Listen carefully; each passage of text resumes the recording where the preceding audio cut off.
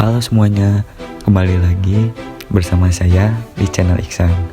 Di sini saya akan sedikit membahas tentang apa itu lobby dan negosiasi. Langsung saja kita saksikan. Negosiasi adalah kunci keberhasilan dalam bisnis apapun yang Anda jalani. Mulai dari proses jual beli, pembayaran gaji karyawan, sampai perselisihan yang terjadi di bisnis Anda memerlukan yang namanya negosiasi. Kesalahan banyak orang adalah mereka beranggapan bahwa menjadi negosiator yang baik adalah dengan memiliki argumen terbaik dalam bernegosiasi. Padahal tidak demikian.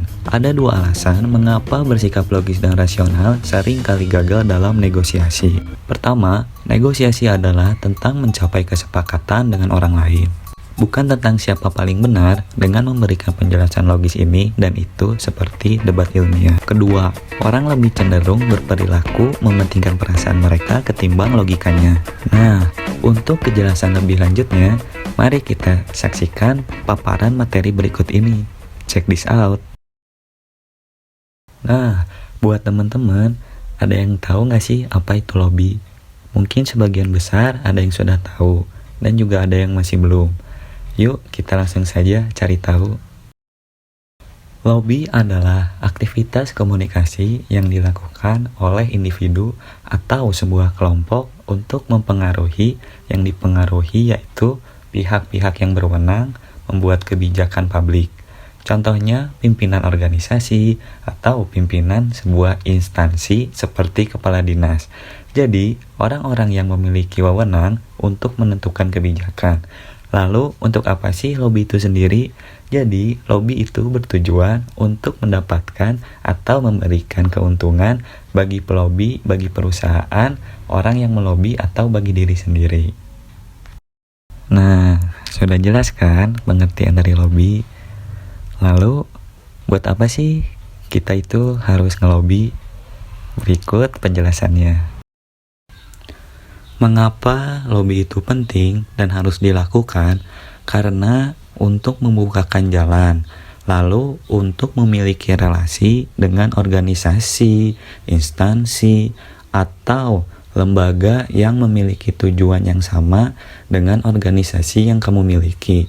Dengan melobi, kamu bisa memiliki hubungan baik, kamu bisa bekerja sama, dan membangun program yang sama. Itulah mengapa kita harus melakukan lobby agar bisa menjalin hubungan yang baik dengan orang lain. Kemudian ada lagi jalan pemberitahuan. Ketika kamu memiliki acara atau event, pasti kamu pengen dong memberitahu event tersebut kepada masyarakat luas, termasuk kepada orang-orang yang memiliki kepentingan. Nah, dengan pemberitahuan itu, kamu juga bisa mendapatkan hal-hal atau tujuan yang kamu inginkan. Misalkan, kamu memiliki event untuk menggunakan jalan umum, tapi kamu perlu izin dong. Jalan itu di bawah kendalinya siapa? Kamu harus izin untuk menggunakan jalan tersebut.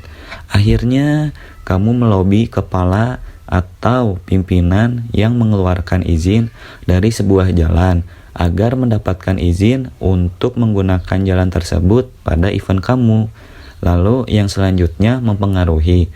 Jadi, ketika kamu melobi, apalagi yang kamu lobi adalah kepala dinas atau kepala perusahaan besar misalnya, kamu bisa mempengaruhi agar mereka itu bisa bekerja sama dengan kamu atau mereka bisa mewujudkan tujuan dan keinginan yang kamu tawarkan. Jadi, kamu bisa mempengaruhi keputusan dari pemangku kebijakan tersebut dengan pembicaraan atau obrolan lobby yang kamu gunakan kepada mereka. Nah, apa saja sih keuntungan dari melobi? Mungkin saya hanya menampilkan beberapa saja. Sebenarnya masih banyak. Tapi yang perlu kalian ketahui mungkin cukup segini saja. Nah, yang pertama, menciptakan kerjasama yang baik, yang saling menguntungkan. Dengan lobbying, kita punya kerjasama yang baik. Karena sebelumnya kita berkomunikasi, kita sama-sama memberikan keinginannya. kita menawarkan, dia menyetujui. Jadi, kita sama-sama diuntungkan karena dia menyetujui apa tawaran kita, termasuk begitu juga sebaliknya. Nah, kerjasama yang menguntungkan seperti ini baik untuk jangka panjangnya. Bisa jadi kerjasama ini akan berulang lagi. Jadi tidak cuma satu event, terus kerjasamanya selesai. Lalu kedua belah pihak itu bisa saling menghargai dan saling percaya. Kalau kerjasamanya bagus, saling menguntungkan, dan berjalan baik, itu akan menimbulkan kepercayaan.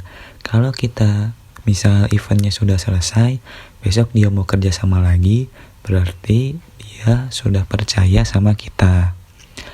Pihak yang bekerja sama akan dengan senang hati melakukan suatu hal karena kita sudah mengkomunikasikannya secara langsung atau secara dua arah. Jadi kita menawarkan, dia menyetujui. Jadi sesuai dengan kesepakatan. Otomatis kita melakukannya dengan senang hati, tidak dengan terpaksa, karena semua sudah sesuai dengan aturan yang sudah sesuai dengan izinnya. Pihak tersebut juga harus berkomunikasi dengan terbuka. Tujuannya supaya biar kita sama-sama terbuka. Kalau misalkan tidak terbuka, tentu tidak akan berjalan baik lobbyingnya. Nanti tiba-tiba pas acara ternyata malah ada yang dikecewakan karena kita tidak terbuka sejak awal. Lalu terjalin hubungan yang lebih, bukan hanya profesionalitas pekerjaan saja, tapi pastinya kalau misalnya kita sudah sering berkomunikasi, sering lobby-lobbyan, pasti juga nanti jadi teman, bahkan jadi sahabat. Nggak cuman karena pekerjaan.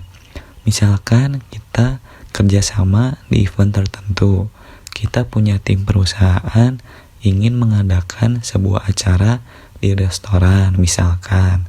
Kita bekerja sama yang menggunakan restoran tersebut, tapi restoran tersebut ingin dicantumkan logo restorannya ke dalam acara kita. Nah, bisa jadi setelah acara kita tetap jadi temenan, bahkan berlanjut. Mungkin kalau besok ada acara lagi, kita bisa bekerja sama lagi, bukan hanya profesionalitas pekerjaan saja. Nah, bukan hanya mencari keuntungan sepihak, jadi lobbying bekerja sama itu tidak bisa curang atau tidak bisa memikirkan diri sendiri. Kita harus saling berkomunikasi, saling terbuka untuk mencapai kesepakatan bersama. Jadi sama-sama menyenangkan, sama-sama diuntungkan.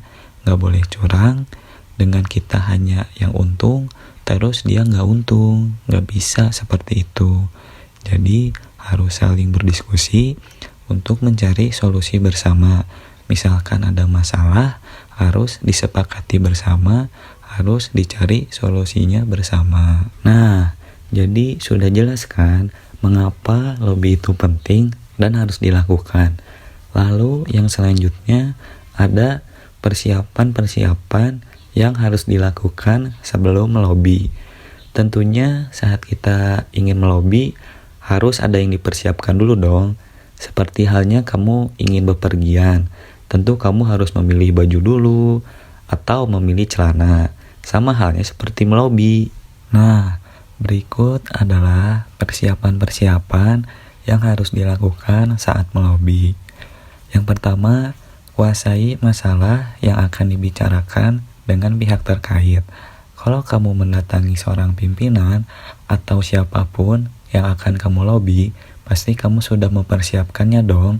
Kamu mau ngomong apa, masalahnya tuh apa, tujuannya tuh apa.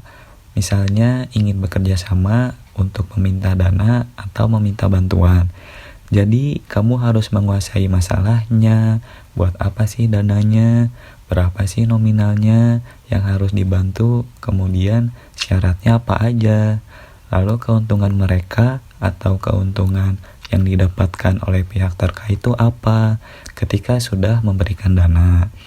Kemudian bicara setelah situasinya memungkinkan. Mungkin ketika kita bertemu beliau sedang ngobrol dengan tamu lain, atau mungkin beliau sedang menelpon. Ketika sudah mau menyampaikan topik inti, barulah kita berbicara. Pokoknya situasi dan kondisinya harus diperhatikan juga ya. Bicaranya harus jelas, volumenya diatur. Intonasinya juga jangan terlalu cepat dan juga jangan terlalu lambat. Kalimatnya pun disusun yang bagus atau yang sistematis, yang runtut, supaya dipahami itu mudah. Mengarahkan dengan tepat agar perhatiannya terfokus. Kalau kamu sudah berbicara dengan jelas, biasanya orang akan terfokus pada kamu. Tapi kalau kamu bicaranya pelan, kemudian gak jelas, orang tuh males dengerin. Jadi fokusnya tuh terpecah. Mungkin ditinggal main HP, atau mungkin ditinggal ngobrol. Jadi kamu harus memiliki poin supaya bisa diperhatikan oleh pihak-pihak yang hadir pada saat itu. Sopan santun, saling menghargai, dan menghormati layaknya saudara.